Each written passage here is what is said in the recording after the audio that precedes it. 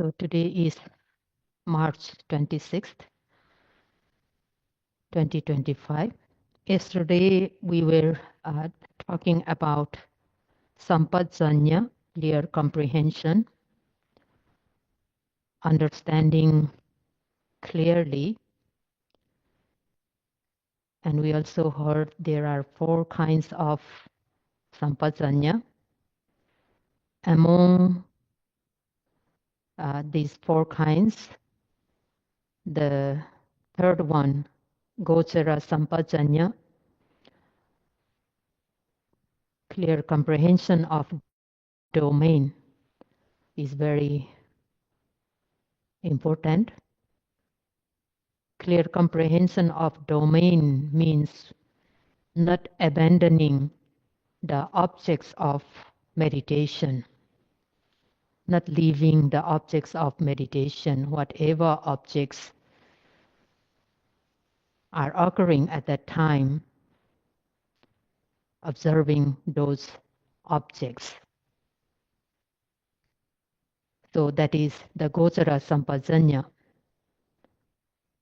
clear comprehension of domain. If we are able to live, if we are able to stay on that domain, the objects of observation, that means we are not roaming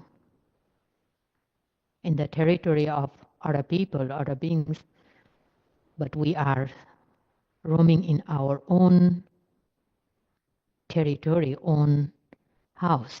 So the evil Mara will not seize us. We will be free from Mara. And at the meantime, we will be knowing what's happening at that very moment. So that Gochara Sampajanya also could be categorized into 4 kinds according to how the beings are very careful in the observation of objects. And the 4th one is every moment, every second, being mindful of the objects. That is the excellent Gochara Sampajanya. Being mindful all the time. Observing the objects all the time. That is the best Gochara Sampajanya. The first and second one also not bad. But the third one means not being mindful at all is the worst.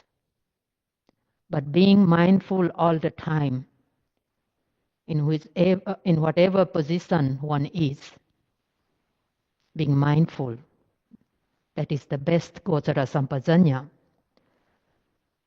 If we are able to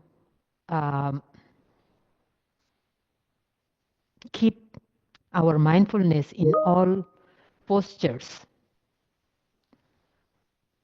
then the Mara will not get a chance, the defilements will not get a chance to enter into our mind. So we come to see the natures of the object, we will be able to develop the insight knowledges. So in the text, there are many stories who try to keep mindfulness all the time and gain the highest knowledges. They become arhants.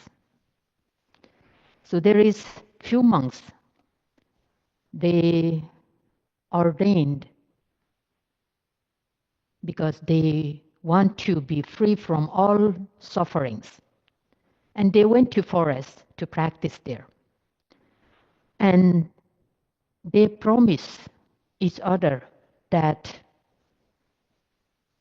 we will not talk we will not let the defilements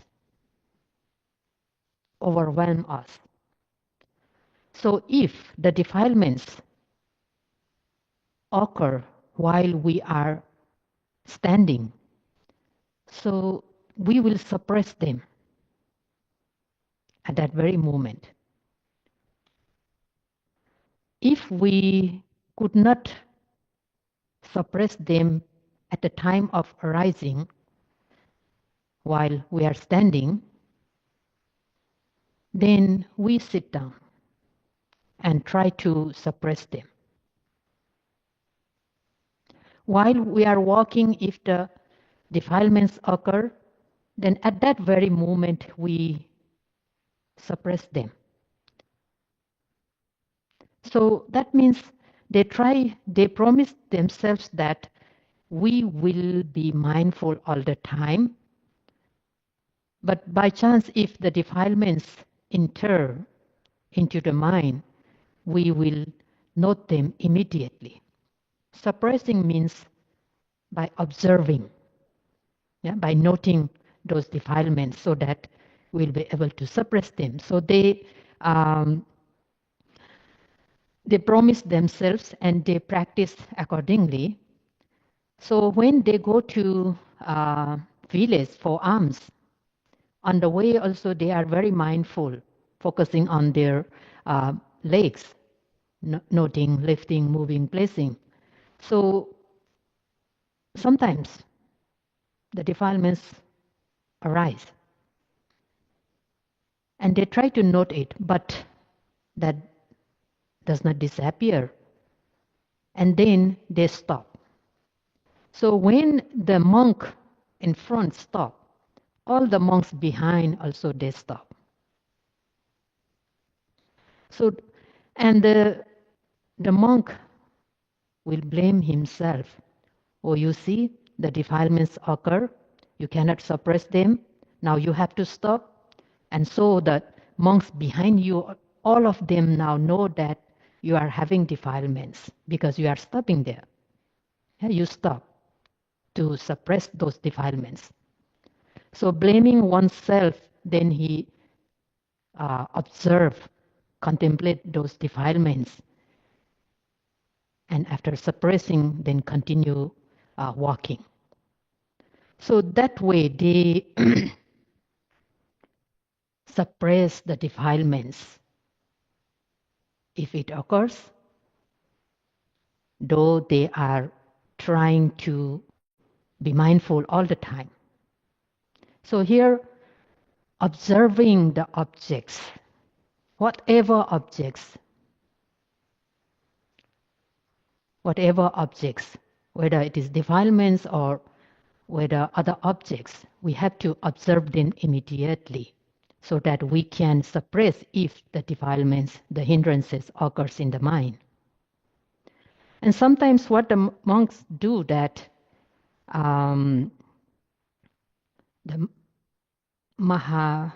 Mahapusadeva, the monk, he also tries to suppress the defilements at the moment it occurs. Before that, he's trying to keep his mindfulness all the time. So whenever he goes for alms round, he also very mindful in walking.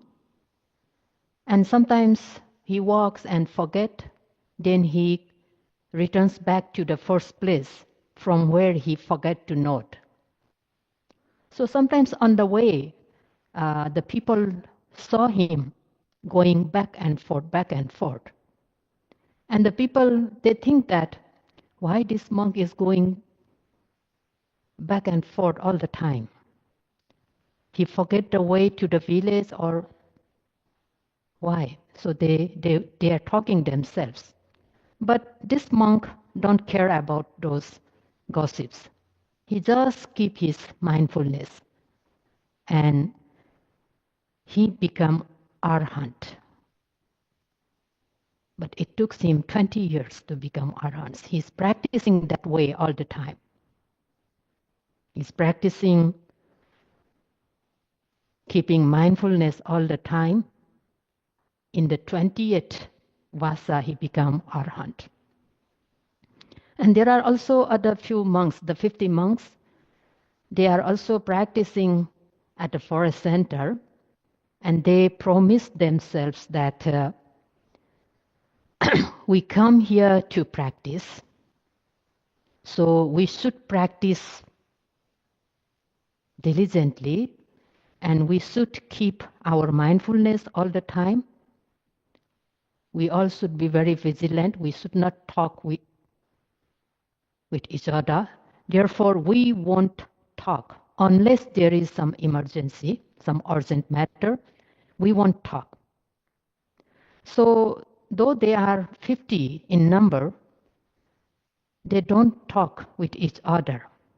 They just keep silent, practicing their meditation. And when they go for the alms round, they keep water in their mouth, and they just go to the village mindfully. And when they receive alms from the devotees, at that time also they won't say anything to the devotees. They won't say, "May you be well and happy," because they are afraid they lose mindfulness at that moment when they are giving blessings to the devotees. Therefore, they keep water in their mouth. So they won't say anything. And after receiving alms, and they came out from the village, they sat in one place and they have their lunch. And after that, they came back to the monastery, the forest monastery, and do their job of observing. So sometimes the devotees think that why those monks don't say anything to us? Why they are not speaking with us?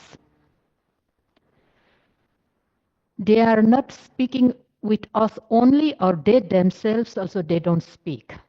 So they want to check, and they go to the forest. And at the forest, they saw that every monks staying in their own place, in their own place, not two monks in one place.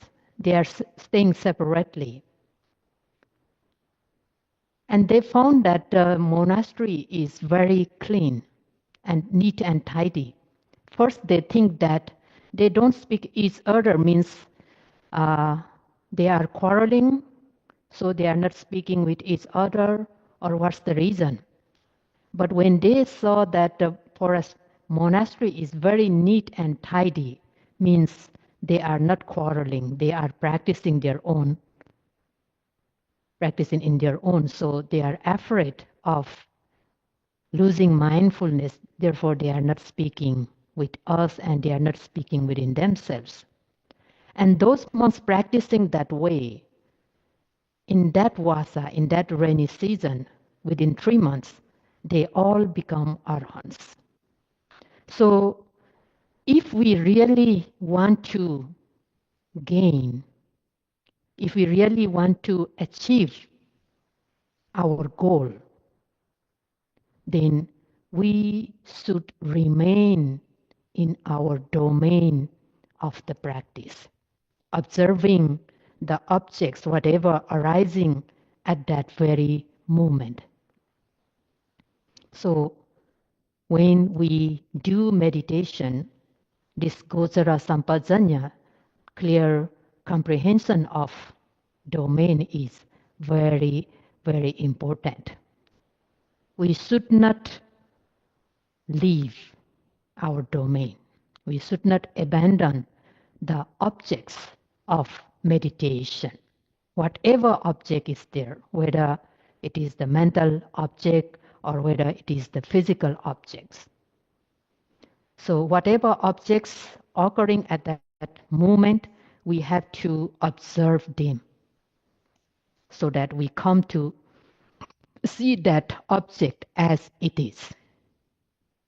So if we are able to maintain our mindfulness all the time, then the fourth sampajanya, that is asammoha sampajanya, the clear comprehension of reality will occur.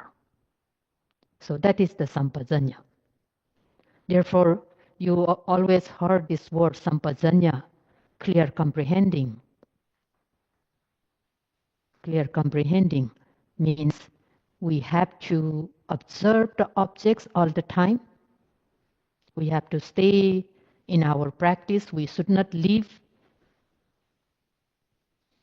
the objects.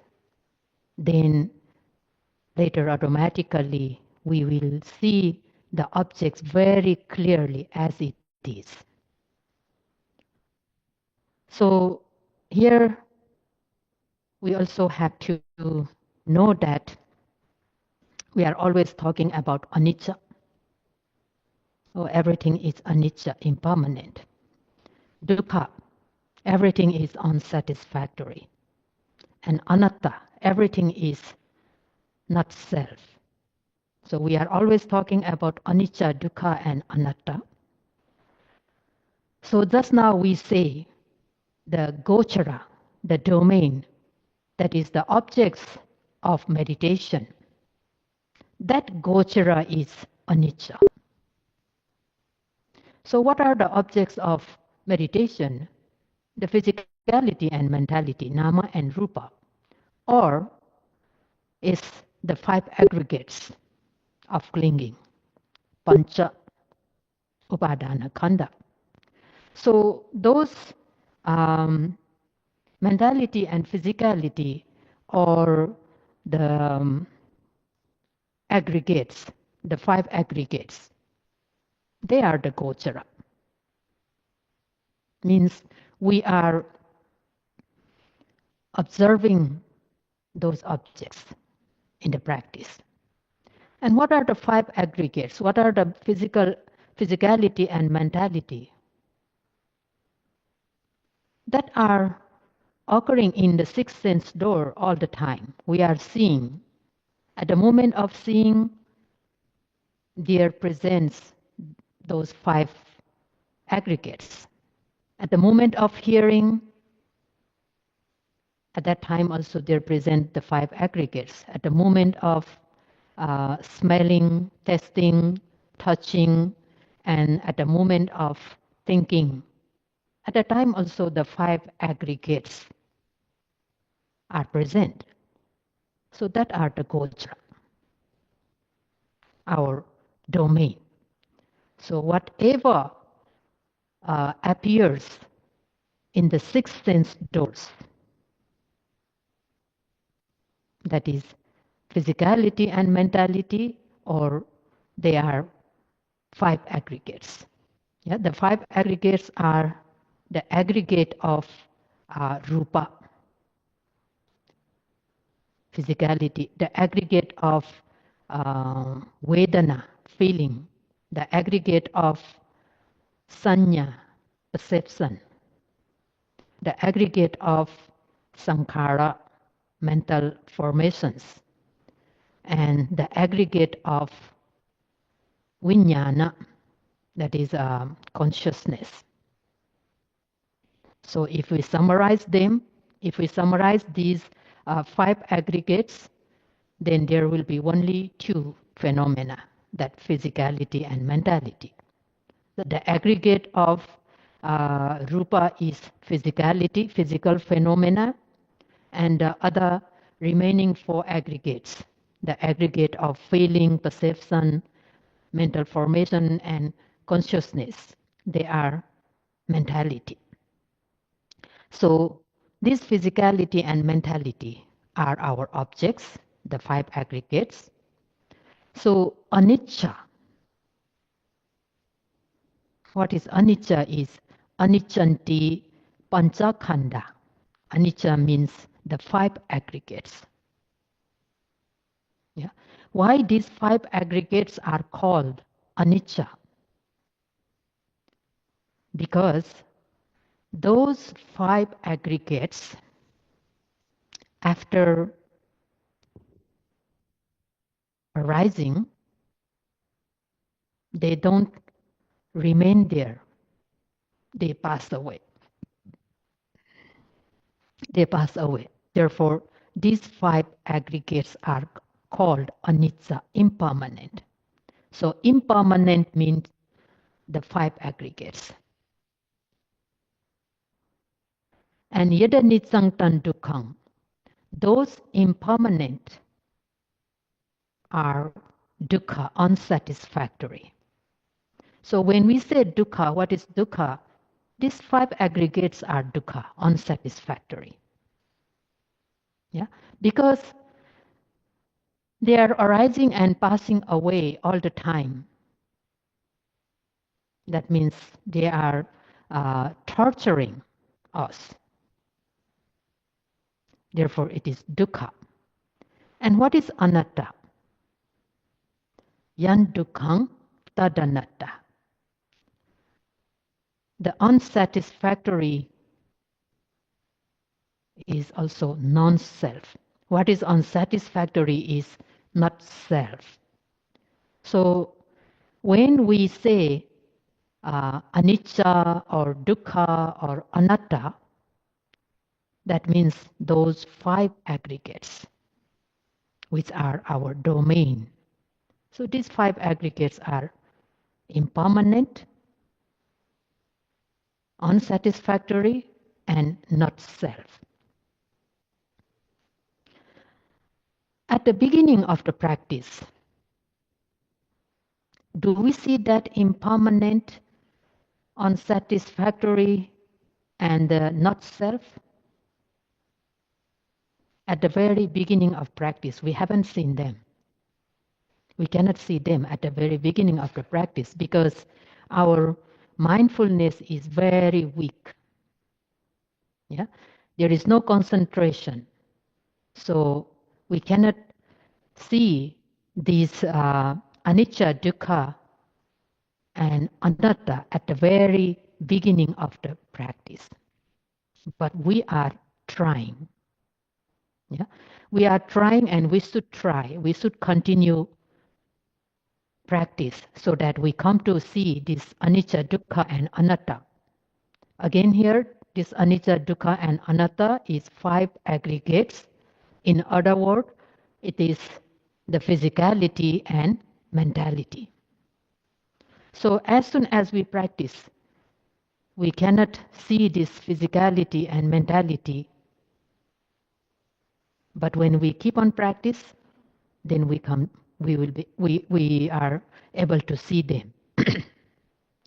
So anicca, impermanent, means is appearing and disappearing. So appearing means in Pali upada. Upada. Upada means arising. It comes to exist. Before it is not there, but now it appears. It exists. So the arising is upada. And then it does not remain in its initial stage. It vanishes. It vanishes, it disappears. That is vaya. So before it is not there, now it arises, and after arising, it passes away. Hutva abhavato.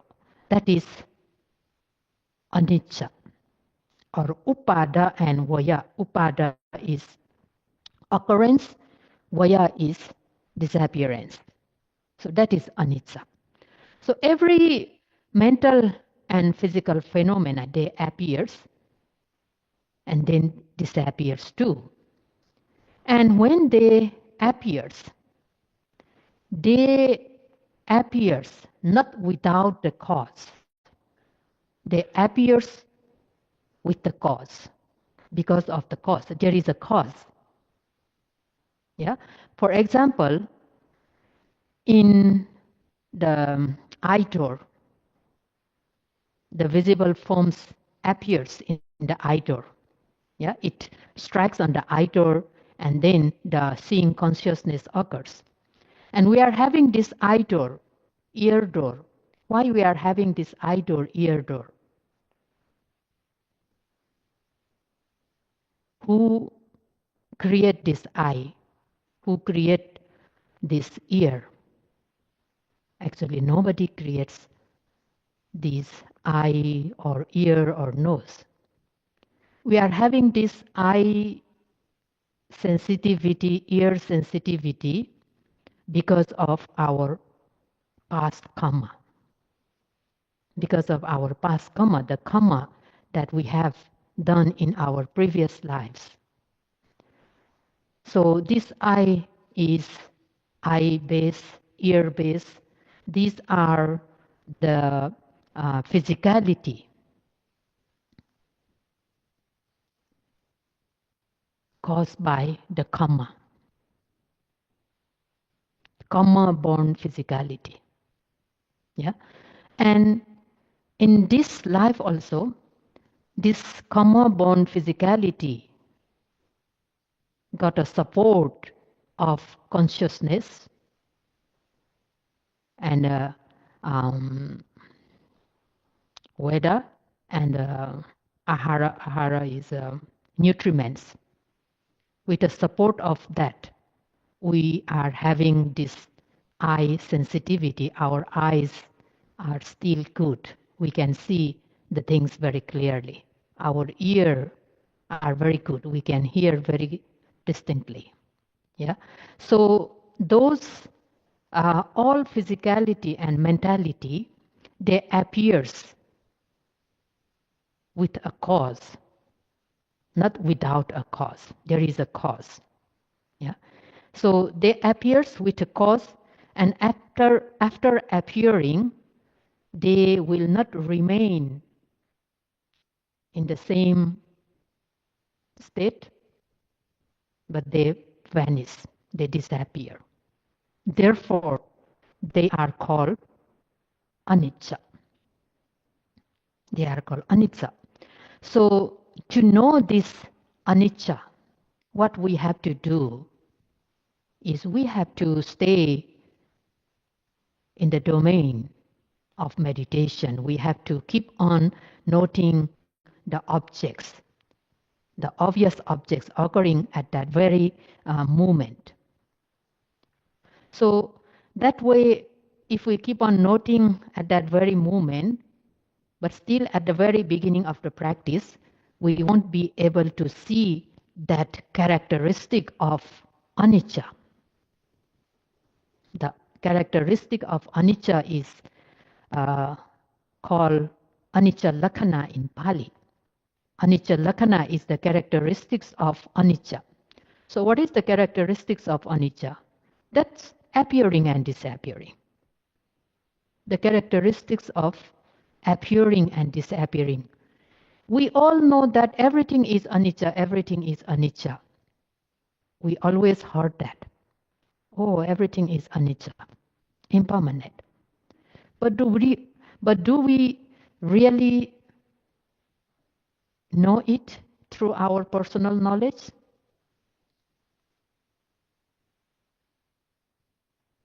If we do not practice meditation, we will never know that anicca. We will never see that anicca, the characteristics of anicca, if we do not practice this satipatthana meditation, yeah, this insight meditation. And again, when we do meditation, but at the very beginning of the practice, we won't be able to see that characteristics of anicca. We have to keep on practicing. We have to keep on practicing. So we should have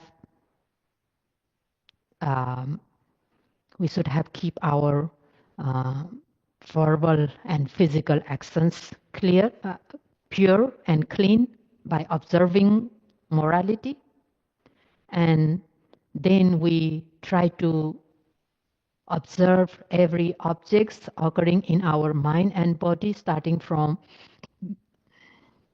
starting from the rising and falling movement of the abdomen. When we are able to keep on observing those objects moment by moment, then our mind becomes pure, clean, and we gain the purity of mind, citta visuddhi. The mind becomes very pure. And when the mind becomes pure, what happens? That we come to know the very true natures of this mind and body. We are observing rising and falling movement. We come to experience, we come to see that tension, stiffness, vibration, pressure, relaxation, so on. We come to know those natures. That is the natures, the true natures that we should know when we note rising and falling. Yeah, not just the movement, rising movement, abdomen rises and falling abdomen falls. Not only that, we should know that very true nature, sabhava. And every physicality and mentality have their own natures. Yeah, the individual natures, unique characteristics. We have to see that characteristics. And when we keep on practicing, we come to see that characteristics.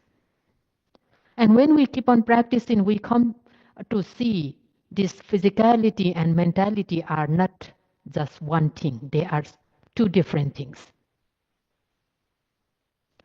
Mentality, mind, noting mind is one thing, and the object, here the rising and falling movement, that object is another thing. The noting mind and the movement in the abdomen are not same, not one thing, not a one single thing. They are two different things. Yeah, we come to see this mind and matter separately, not just one thing. We see them very separately. We can now discriminate mind and matter. Noting mind is noting mind. The object of rising and falling movement is different, not the noting mind. They are two different things. And when we keep on practicing again, then we come to see that because there is rising and falling movement occurring in the abdomen, therefore there is a noting mind noting that object. Because the rising occurs, the noting mind also occurs. Because the falling occurs, the noting mind knowing that falling movement occurs. When the rising movement in the abdomen disappears, then there is no noting mind knowing that rising movement. When the falling movement of the abdomen disappears, there is no noting mind that knowing that falling movement. So we come to see the conditionality, cause and effect. Because there is the movement of rising, we come to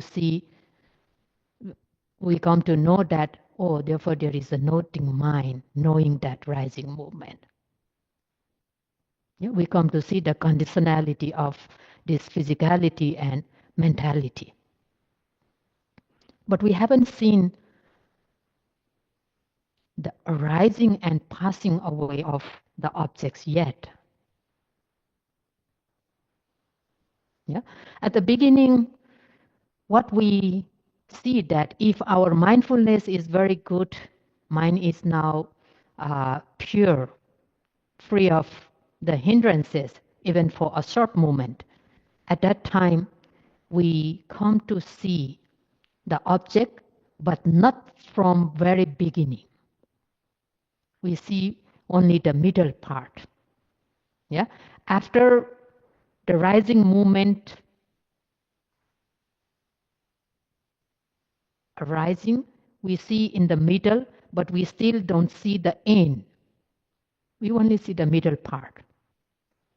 But when we keep on noting very carefully, very mindfully, later we come to see also the beginning of the rising movement, the beginning of the falling movement. But we don't see the end. We don't see the end. We now can see the beginning. Yeah? The beginning of the object and also the middle part, but not yet the end part. So that means we haven't seen the impermanent characteristic yet. But what we have to do, we again continue observing it continuously. Yeah? Continuously we observing the objects, and later on sometimes we see that now this rising, it begins, and it rises, and it comes to stop. It comes to end. So it means there is no rising. And sometimes we, before the falling movement starts, we see sometimes a pause. Yeah? And then the falling starts. The falling begins and it just keep on falling, and later it ends. So now we comes to see the beginning of rising. While it is rising also, we come to see that, and then it comes to end. So occurrence of the rising and presence of the rising and disappearance of the rising. We come to see all three periods. When our noting mind becomes strong, we develop concentration, then we come to see the appearance, the presence, and the disappearance of the object. So before there is no rising, but now we see the appearance, the rising appears. And it stays for there, the presence of rising. And now it comes to end, the disappearance of rising. So all three periods, that is also called the Sankhata Lakkhana. Yeah? Therefore, in the practice, we should try our best to note that rising and falling movement from the very beginning till the end. But that doesn't mean that we have to look for the beginning point. We have to look for the end point. No, it's not like that. Because the beginning, the starting point, the ending point, that is not important. Yeah, we should not look for that. What we have to do is we should keep our mind very active and alert so that we will be able to follow that whole process of rising, whole process of falling movement. From the very beginning till the end, we will be able to follow that. We should not deliberately look for the beginning and look for the end. Because if we try that way, sometimes we think that, oh, I saw beginning, I saw end, but that could be just the not the real one, the mind creating. It could be like that. So we should not look for beginning and the end. But what we have to do is we should try our best. Yeah, we should try our best to watch it from very beginning to the end. Therefore, we should stay in our domain of meditation. We should not leave our object, the meditation object. That means we just need to keep trying constantly. We should not stop. Yeah, we just need to keep on putting effort in the practice so that we can note the objects moment by moment. Because only then our mindfulness becomes stronger, and so that we will be able to follow it from very beginning till the end. So anicca here is the appearance. Before it is not there, now it appears.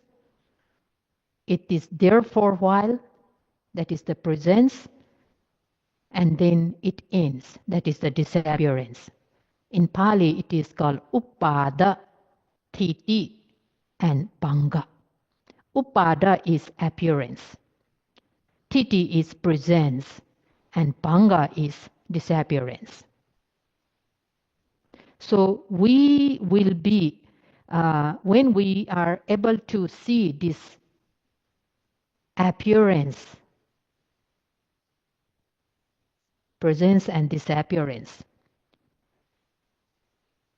it can be said that now we see the characteristics of anicca, characteristics of impermanence. Yes, all physical and mental phenomena are impermanent, but we haven't seen that characteristics of impermanence at the beginning of the practice. If we haven't seen that, then it cannot be said that this is impermanent. If we say, oh, it is impermanent, then that is our knowledge gained from text, reading the books, the knowledge gained from listening the talks. If we see now that appearance and disappearance, then it becomes our own personal knowledge. Then that knowledge is called anicca nupassana. So here three things, yeah, anicca, anicca lakhana, and anicca nupassana. Yeah, anicca is impermanent. That is all physical and mental phenomena. They are anicca. Anicca lakhana is the characteristic of impermanence. The appearance and disappearance nature of all physical and mental phenomena. That characteristic is anicca lakhana. And when we see that characteristic of anicca lakhana through our own practice, through our own personal knowledge, then the genuine vipassana knowledge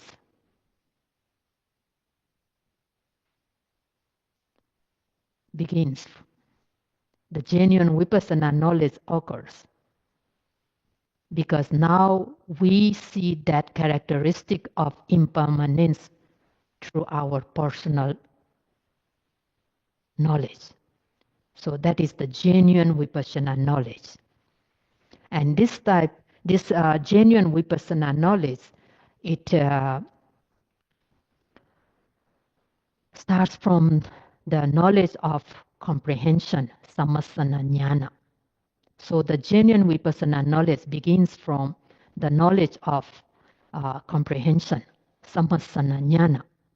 So seeing with one's own knowledge this characteristic of impermanence is anicca-nupassana jnana, which is the real vipassana knowledge. Therefore, the Buddha said, "Aniccang veditabang." You should know anicca.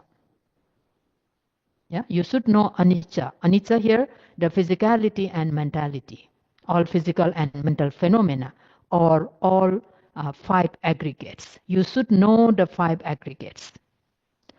And anicca lakhana veditapa.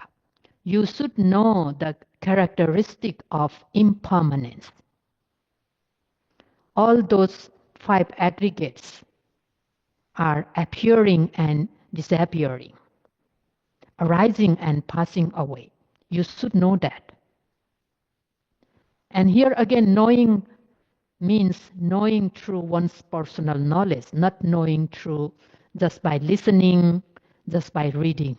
Yeah, one's own personal knowledge. Then that will be the real knowledge, the genuine knowledge. And Anicca veditapa. So you should know that knowledge of Anicca, that is the real vipassana knowledge. So we are trying to put utmost effort in the practice. We are trying to note, we are trying to observe all the physical and mental phenomena in order to gain the insight knowledge, the genuine insight knowledge. Yeah. So if we haven't seen these anicca lakkhana, the characteristics of impermanence, arising and passing away nature, if we haven't seen that, that means the vipassana knowledge has not occurred yet. Though we say we are practicing vipassana, yes, we are practicing vipassana, insight meditation, but we haven't gained the vipassana knowledge yet. If we didn't see that impermanent nature. Yeah, vipassana. In that Pali word, we means in different ways, in various ways. Passana means seeing or knowing or understanding. Yeah, knowing the physical and mental phenomena in various ways. So various ways means in the way of impermanent, in the way of unsatisfactoriness, in the way of not self. So if we see this mind and body as impermanent, unsatisfactory, and not self, then that is vipassana. So people would say, oh, I'm doing vipassana, I'm doing vipassana. Some people say, I take vipassana. I'm not practicing. Sometimes they use the word, I take vipassana. So I don't understand what they mean when they say, I take vipassana. They said they attain the 10-day course of vipassana practice. And sometimes they use, I take vipassana. But unless you see that 3 characteristics,